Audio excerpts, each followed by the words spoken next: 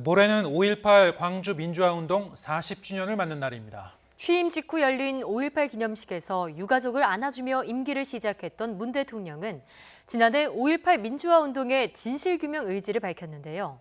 올해는 어떤 화두를 제시할지 주목됩니다. 차정윤 기자입니다.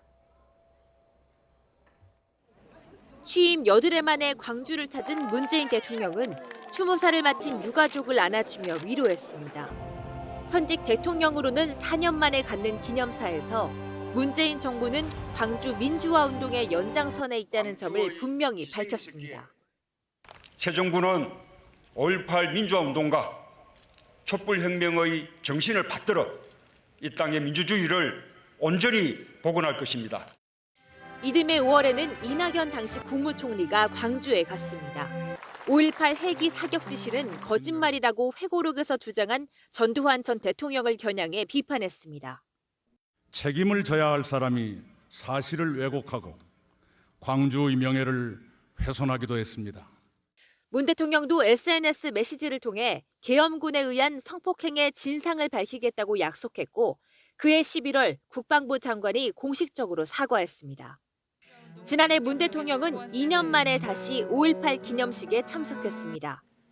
40주년이 아닌 39주년에도 광주에 와야 할 이유가 있었다면서 떨리는 목소리로 기념사를 했습니다.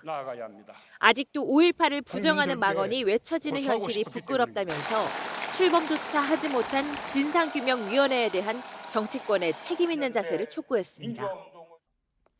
5.18의 진실은 보수, 진보로 나뉠 수가 없습니다.